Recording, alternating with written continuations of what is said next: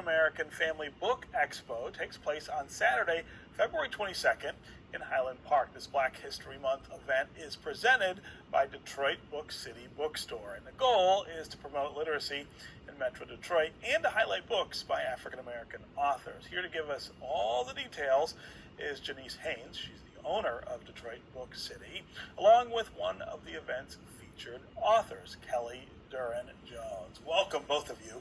Thank you. Black Journal. It's been a long time, It's been right? a couple years. Yes, absolutely. Yeah, so you first did this in 2017. 2017. This is the 9th year. This is our 9th year. That's a pivotal year, right? You're getting into that decade space. Let's talk about this event and why it's important. Why is it important? It's important because we need to have access to our books. Yeah. During this, in our 9th year, it is crucial that we have access to our books. Yes. Like you said, we've been doing it since 2017, and our goal is to preserve, sustain, and ensure that our people and other people know about our experiences and our histories through the book. It's important that we have families come out. You know, we take our kids to the zoo, we take our kids to Cedar Point, the movies. But we don't frequently take them to book fairs because at first there weren't any black book fairs. Right. Well, guess what? Now the book fairs are in is town. one. Yeah. You know, and we highly recommend that they bring their children out to make books become a lifestyle. It needs to become a lifestyle because we learn so much through them. We can learn how to solve problems. We can learn how to handle conflict. We may learn about romance. It's unlimited. Right. The thing I remember about books as a kid was that it allowed me to experience things that I couldn't experience in real life, right? To imagine all kinds of places and things that weren't right there. Yeah, and then when you say back then, there weren't any books out there back then with characters that look like us. Well, that's right. Not a lot of them, right? Not very few at all. You know, Jack and Jill when I was a kid. And, you know, Sounder. But there weren't any books with positive images of children as protagonists and as leaders. You know, we didn't have the books that had that taught our kids self-esteem. Right. You know, we didn't have we had history books, but they all depicted negative images of African Americans and black people back then. Yeah. So today, there are so many fantastic books out here that will teach self-esteem, that will encourage kids to learn how to solve problems. And there are adult books out here too, all genres, all across the board, you know. So as a bookstore, you know, we do a lot of other things too, but we make sure that we have this book fair 3 to 4 times a year because we want our people and other cultures to have access to our books, to our stories, through our lenses. So that's why we do this book fair. And it's free, open to the public. Authors, they sign up. We host between 30 to 60 authors. At this particular event, we have 34 authors, and 15 of them are children books authors. There you go. Right. So bring the kids out, get them excited, you know, get the joy going about reading. Into reading. Yeah, life is, you know, books are life on paper, you know, and that's our history. Yeah. Speaking of authors, we have one of them here with us, Kelly Duran-Jones. Talk about the work that you do. You write children's books among other books as well.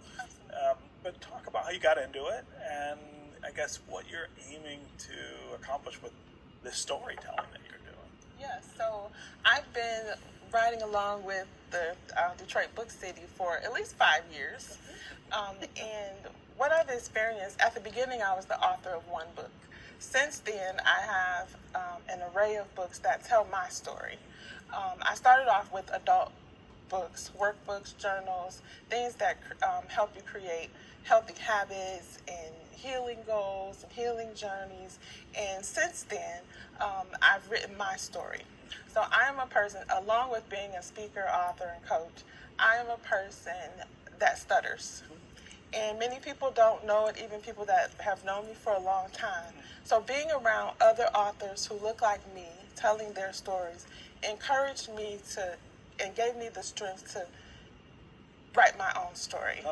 And stuttering is something that you don't hear talked about often. Right.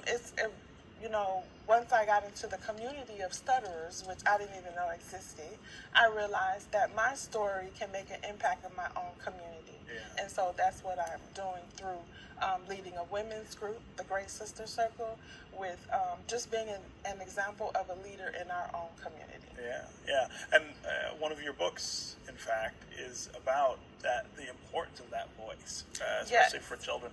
It's called My Voice Matters, is that right? Absolutely. Yeah, tell me about that. So My Voice Matters, it talks about uncovering the emotional toll of stuttering.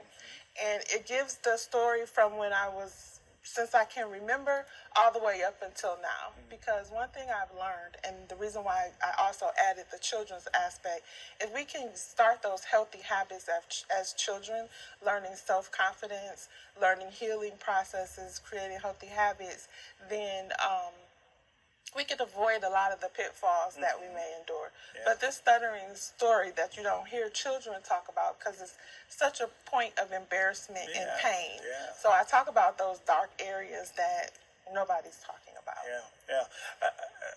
How does writing and telling these stories, I guess, help you with the stuttering? In other words, finding your voice in another way, in the written way, it seems like maybe it opens up the possibilities for your vocal voice. Yes, absolutely. Because, we say that our voice matters, but we don't really know how much it matters until you get to the root cause of the things that may have hindered you or held you back in your life. So when I started talking about stuttering and reminding people like, oh yeah, you did stutter. And I'm like, I still do. Yeah.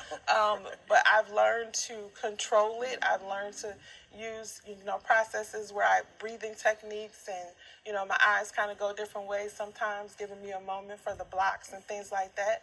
So it's helped me with looking at the true picture of what I am. So when I first started writing, I was writing about the surface.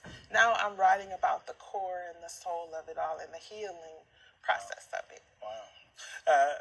Talk about how you choose authors like Kelly for this event, and again, that connection between her story and the things that other people in our community are facing. Well, our book fairs are open to anyone who's published a book. We don't turn anybody away. I feel like if they've put something in a book, then they have something to share with the world. Yeah. So there's no discrimination. We do focus, this is a specialized market, so we specialize in African American authors, but there's no discrimination. We feel like at this time and era, let's be real, our books are being banned. Yeah. Our Black history is trying, there are certain people in this Taking world it out of they're all trying kinds of places. Yeah, dismantle our stories. Yeah. My thing is, if they ban the books, this is going to disproportionately impact our communities. Our real, true stories are going to disappear. Yeah. This is going to impact our youth. Say 2070 and 2060 come around. If we don't host these book fairs, what history are we going to look at? That's another reason. Families, parents, grandparents, great-grandparents, bring your kids to these book fairs.